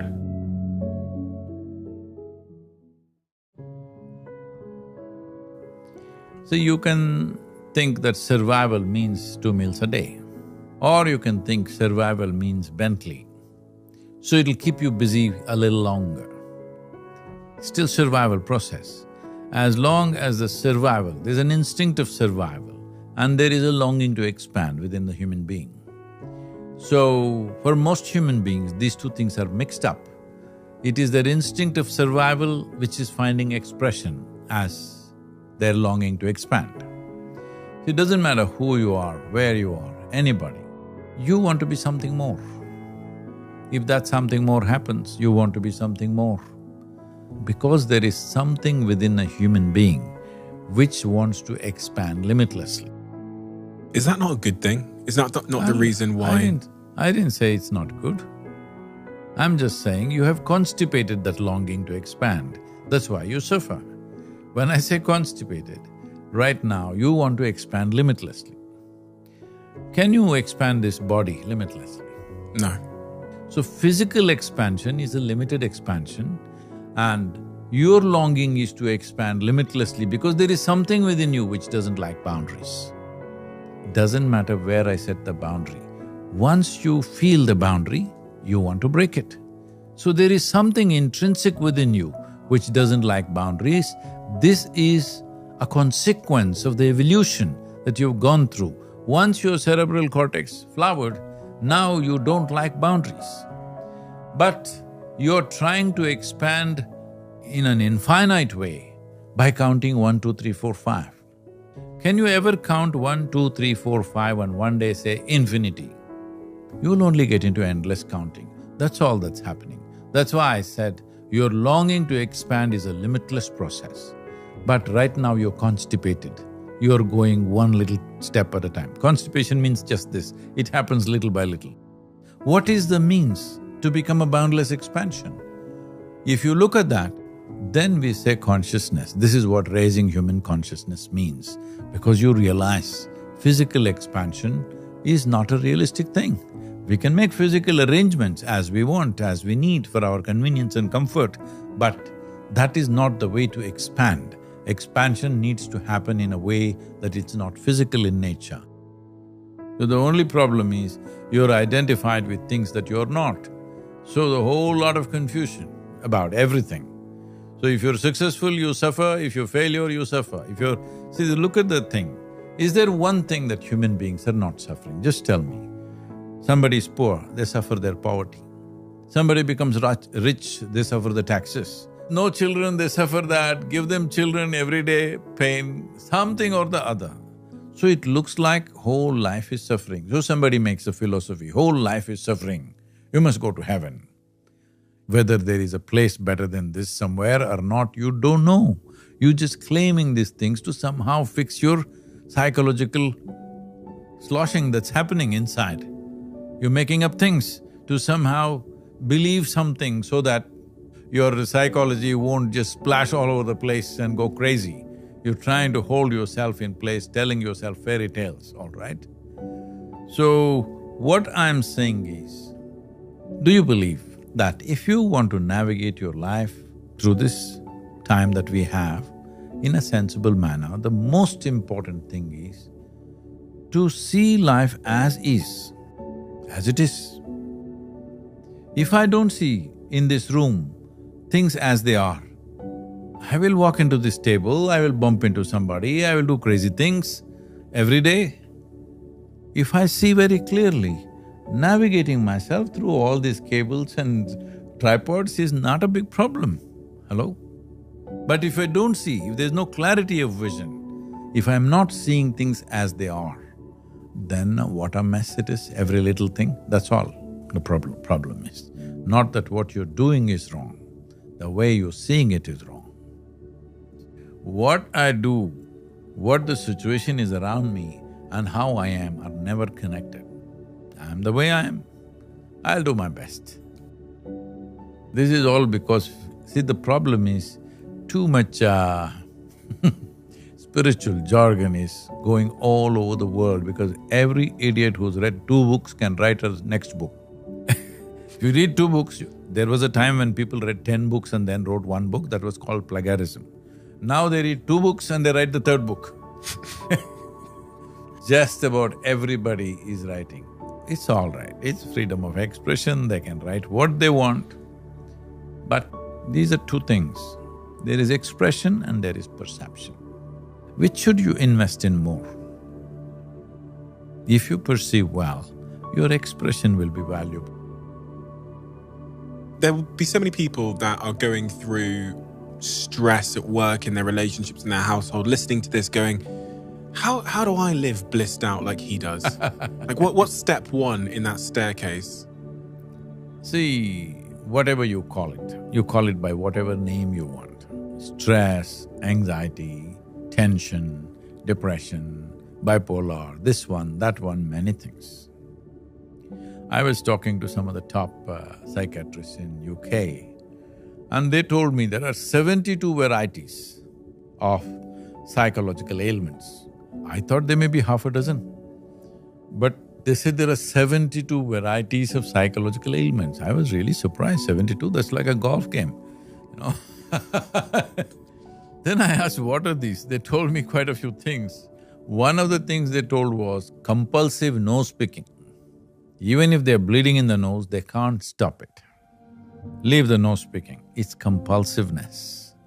You're compulsive in your thought, compulsive in your emotion, compulsive in your actions. That's all the problem is. How do you fix compulsiveness? If this room is dark, how do you fix it? Let's do one thing, both of us fight with this darkness and push it out of the window. There's no such thing. If you turn on the light, it's gone. So, there is no substitute for consciousness. If you become conscious, compulsive behavior is gone. Suppose you are in thought, emotion, action and energy, you are not compulsive, that you can create whatever thought you want, whatever emotion you want. Would you keep yourself blissed out or miserable? What's your choice? For yourself, every human being, for themselves, they want the highest level of pleasantness, so the intent is already there. I don't have to inspire them, be blissed out, there's no such philosophy. Every human being wants the highest level of pleasantness for themselves. Those who think it's hopeless here, they're the ones who created heaven. They said, there is a place which is always pleasant. But they don't have any proof. We are not already in heaven and making a mess out of that. This is planet Earth and it's a fantastic place, and it's the most fantastic place we have seen in the known universe. See, whatever kind of mental ailment you talk about, essentially, when your intelligence turns against you, there is no power in the universe which can help you. But why is my intelligence turning against me? Somewhere we have not learned how to handle it, isn't it? Your education systems, your society, nowhere is there anything to teach a child how to handle their own intelligence, their own emotions, their own thoughts. There is no such thing. All fixing mechanic shop, repair jobs everywhere. Leave the repair jobs. The simple thing is this. Right now, our way of doing life is very forceful. See, you are the only creature who can decide your way of being, no matter what is the surrounding. Every other creature is an instinctive reaction to what's happening around them, because they are only fired by their survival instinct. They don't have any other aspiration. Once their stomach is full, their life is settled. For a human being, stomach empty, there's only one problem. Stomach full, 100 problems, because life doesn't settle with survival. You want to be something else all the time. The problem is you're a being. You're supposed to know how to be. How far away have human beings gone from the definition or that aspiration? If we want to live well, both externally and internally, how well we live here simply depends on how well we manage our surroundings and how well we manage ourselves. Fundamentally, life is management. If you don't know how to maintain your body, your mind, your emotion, your situations, your life in general, your home, your communities, nations and the world, the quality of our life is just how well we manage things with ourselves. But generally, we are thinking of management, we are applying ourselves to management only in terms of business management or industry management, or generally we are talking management only with economic situations, not life as a whole. In many ways, it's unfortunate that today the most predominant factor that rules the planet has become economics. The other aspects of life have been totally pushed to the corner. When economics is the only thing that we are thinking about, we will tend to become very gross and unhappy in so many ways. What I see is, we are conducting various levels of programs to very top-level executives in some big corporations in the world, major corporations in the world. What I see is people who have failed in their lives, they're suffering their failure. People who have succeeded in their life, they're suffering their success. If you suffer your failure, it's okay, because failure comes easy. If you suffer your success, that is tragedy, because success doesn't come easy.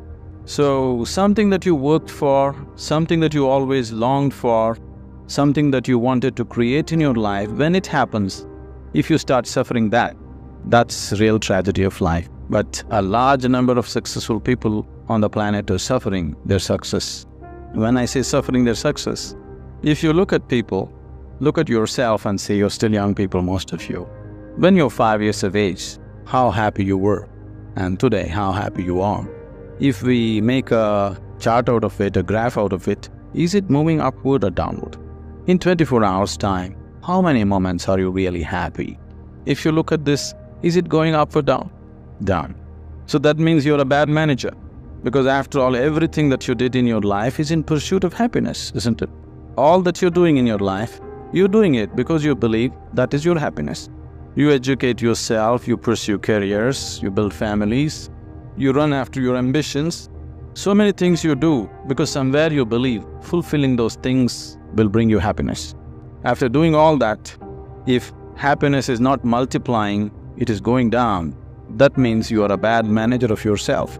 Anybody who does not know how to manage his own body, his own mind, his own emotion and his energies, if he is managing outside situations, he is only managing them by accident, not by intent the way he wants it. Because if you do not know how to manage your mind, how to manage your energies, how to manage your interiority, managing the outside is bound to be accidental. When you manage situations by accident, you exist as an accident. When you exist as an accident, you are a potential calamity. When you exist as a potential calamity, being anxious all the time becomes a natural part of life. Anywhere you go today, people are talking stress management. I could not understand why anybody wants to manage his stress. I can understand you want to manage your business, your finance, your family, your property, whatever. But why would you want to manage stress? It took me a while to understand these people have come to the conclusion that there is no other way to live. Somehow people have come to the conclusion that if you do things in the world, you're bound to be stressful. One is not stressful because of what they're doing. One is stressful because he's a bad manager of himself. He doesn't know how to manage his own systems. That is why he's stressful. It is not the nature of the job which makes one stressful. You ask a chaparasi, he is also stressful. You ask the top executive, he is also stressful. Everybody believes their job is stressful. No job is stressful. If you have no control over your own systems, you will be stressful. Whether you do something or you don't do anything, isn't it so? See, fundamentally management means we want to decide the course of our destiny. That's management, isn't it? We don't want to live here by accident. We want to take our lives where we want to go. That's management, isn't it so? If you're managing by accident, you are not a manager. Without you, things will run better.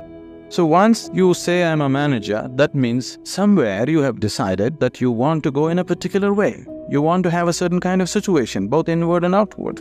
So everybody is a manager in his own capacity, but in different levels and different types. Whether you manage a kitchen where you cook for 4 people, or you manage a large industry where 10,000 people work, fundamentally, if you want to have a good kitchen or a good industry, you must be a good manager of that situation, isn't it? So whether you're managing a little kitchen or a large industry, if you want to manage outside situations, generally you will have to manage material and people around you. If you have to manage 10 people or 10,000 people around you, you have to manage 10 minds or 10,000 minds around you. But if you have no management over your own mind, you managing 10,000 minds is going to be a disaster. In the process of doing something, if we are destroying human beings, which is happening right now, in the process of managing a situation, the man is broken, then this kind of management is no good, because after all, every management that we do is only for human well-being. If we are doing management for human well-being, in the process of doing something, in the process of managing situations, it is not only about producing something or making profit. Human beings should rise to their full potential. If we manage a situation properly, in simple process of working, you and the people who are working with you should be able to raise to their full potential. When I say rising to full potential, not just work potential, but as human beings, they must be able to rise to their full potential. If people work together, then people should be able to rise to the peak of their love, peace, compassion within themselves.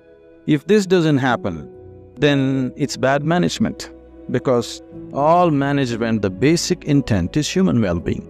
If that is not happening, you're just producing something, you're making little profit, but human beings are getting broken in the process. It doesn't mean anything. So if this kind of management has to happen, that just in managing a business, you find people around you raised to their peak, then you have to spend a certain amount of time in focusing on your inner management. If this doesn't happen, you will only manage situations by accident. A lot of people have understood management as a way of throwing their weight around. Can I tell you a joke? Are you okay? On a certain day, a lion was really feeling great within himself. He just was walking and a little rabbit was going. He caught him and roared at him, "Who is the king of the jungle?" The little rabbit, terrified, said, You, of course you." He let him go, swaggered around a little bit. Then he found a fox, caught him. "Who is the king of the jungle?" "Oh my lord, it's you, of course, nobody else but you." Then he swaggered around a little bit, caught a few more animals. Everybody screamed out of fear, "You are the king of the jungle." Then he was in full swagger, like a manager, king of the jungle. Walked into a clearing in the jungle. There was a huge tusker standing. He went, stood in front of him and asked, "Who is the king of the jungle?" The tusker took his trunk, rolled him up, picked him up, twirled him around, smashed him to the ground. His back broke. Then the lion said, "You could have just told me." But the tusker said, "You see, I had to make my point." So, a lot of people generally are thinking management means just throwing their weight around. Throwing your weight around is not management. Any fool can do that. If you manage a situation, not just things happening there, people should feel elevated just being in that space. Otherwise, it is not management.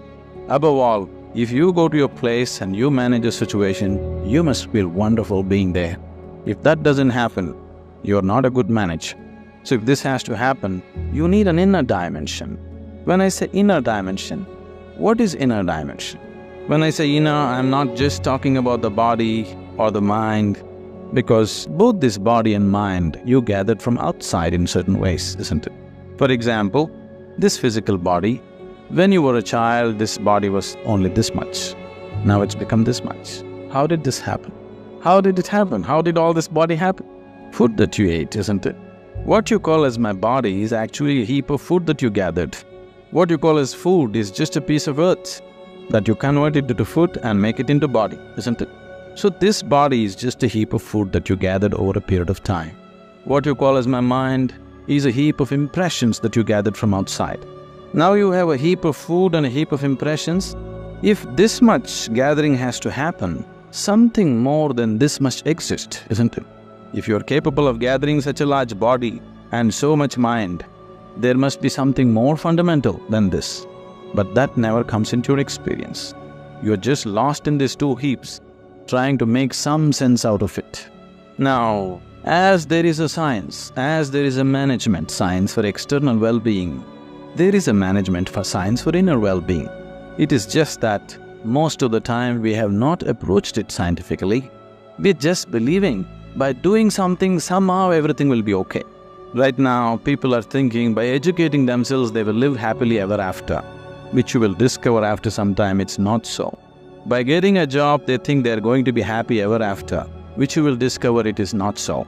By making money, you think you're going to be happy ever after, you will discover it is not so. Somebody thinks by getting married they're going to be ever after, and they know it is not so.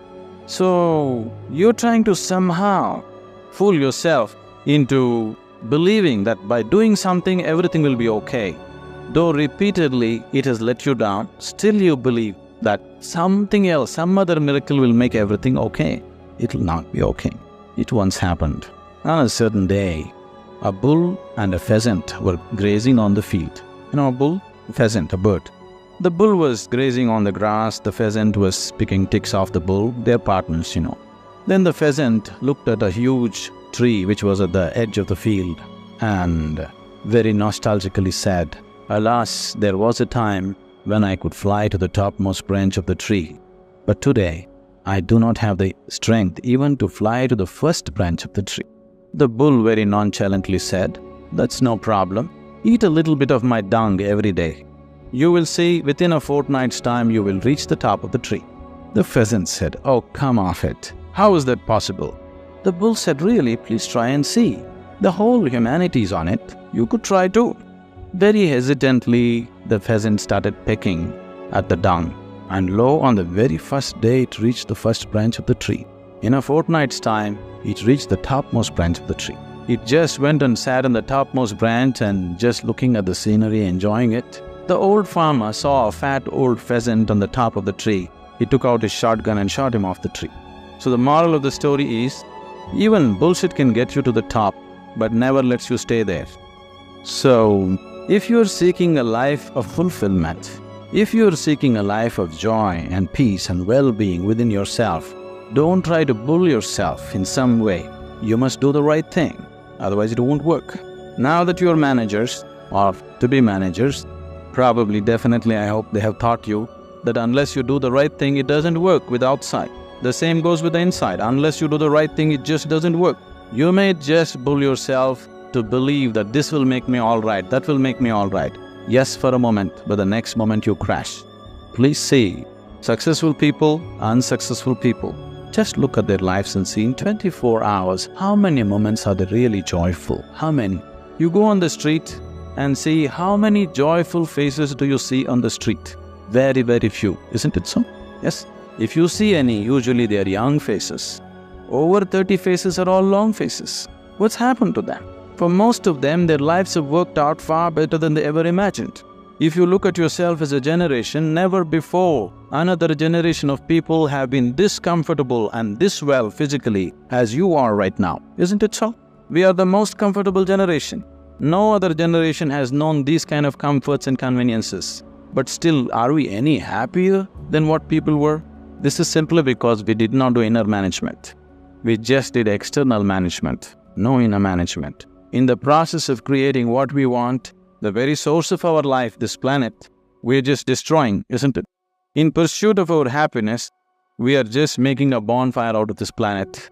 But still we are not satisfied, nor are we any more joyful than what we were 500 years ago as people were, isn't it? So somewhere we have neglected the interiority.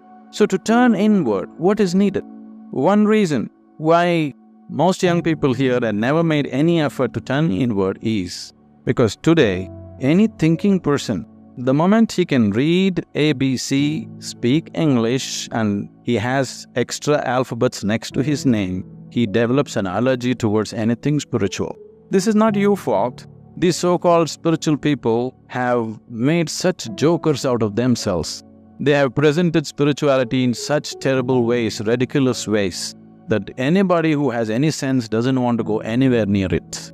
See, spirituality means to know something which is beyond the physical.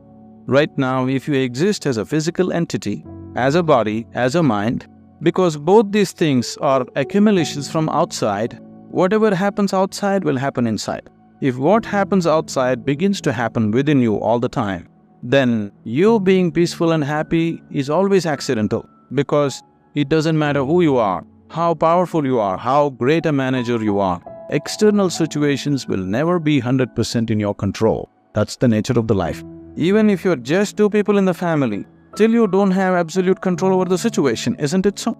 As the scope and play of your life increases, you have less and less control over the situations in which you live. That's the reality of life.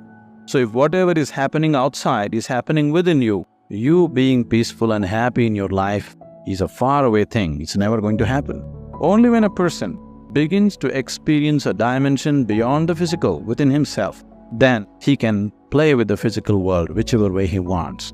He can do the best that he can do with the outside world, but the interiority is undisturbed, always the way you want it.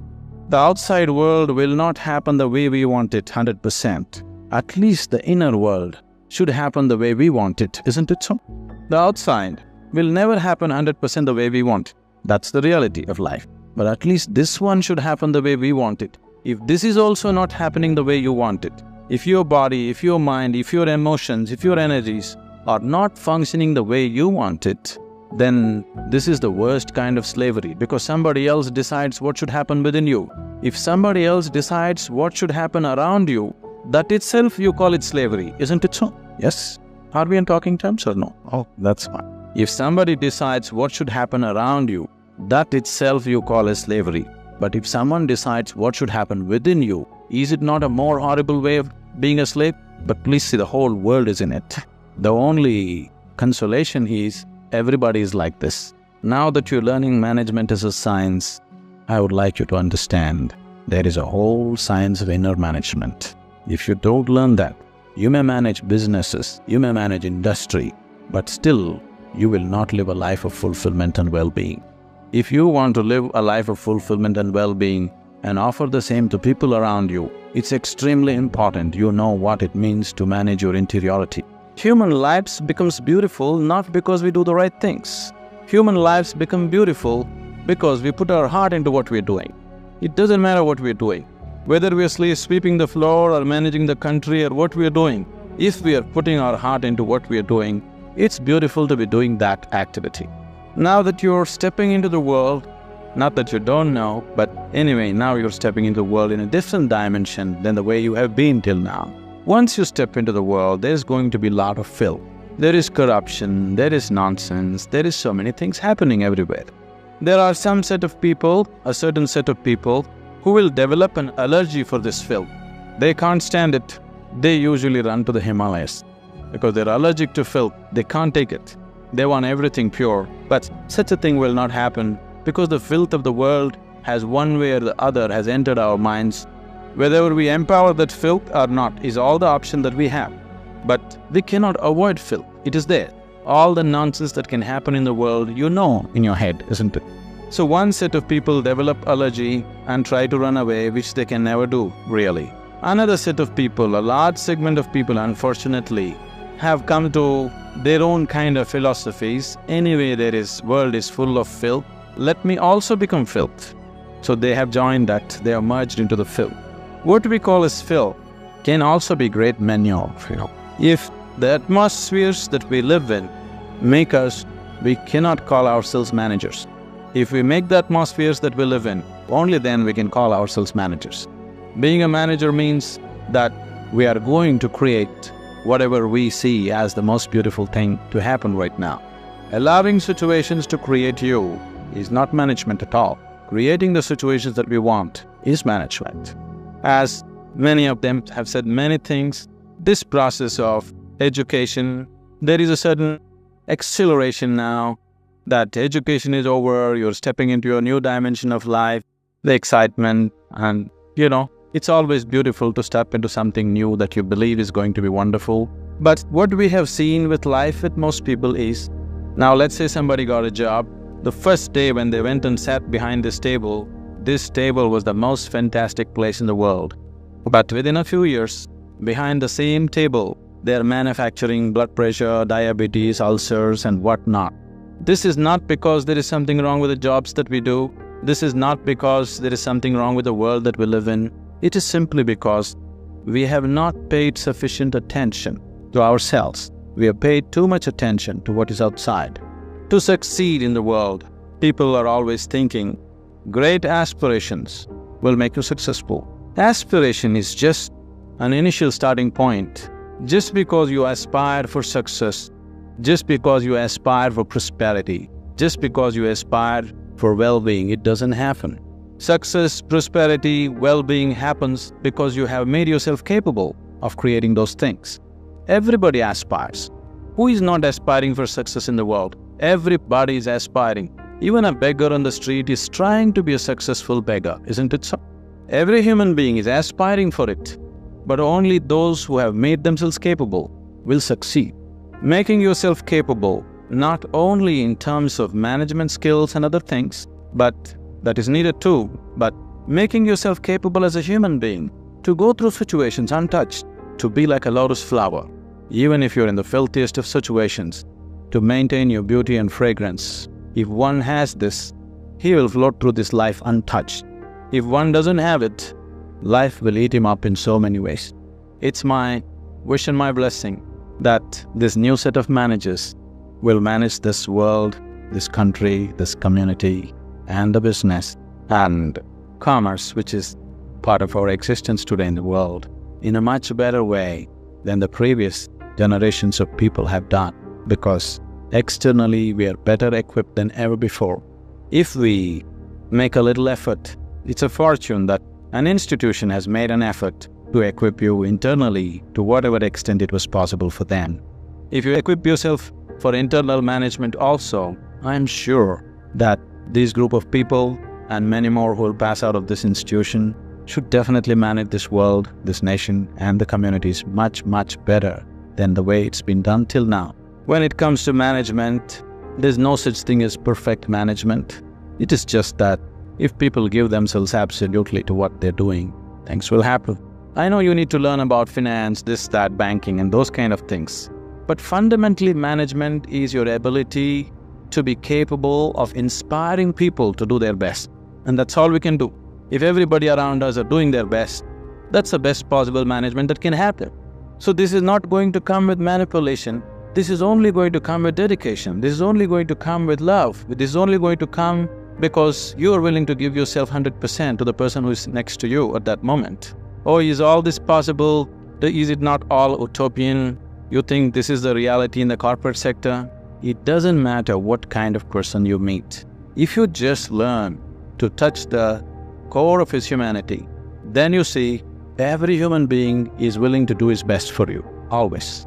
If you just learn how to touch the very core of a human being who is around you right now, you will see everybody is willing to lay their lives down for you. Only if people around you love you and they want to do the best for you, you will not get ulcers doing management. If people around you are trying to pull you down, you will anyway get ulcers trying to manage situations. If you do not create the people who truly love us and wanting to give their best, then management is going to be a pain. Management is going to be a huge suffering. Only when people around us really want to do the best for you, only then management can happen wonderfully.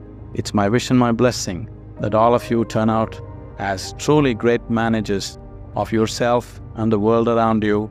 Our lives become beautiful not because of what we do. Our lives becomes beautiful simply because we have included everybody around us as a part of our dream of well-being.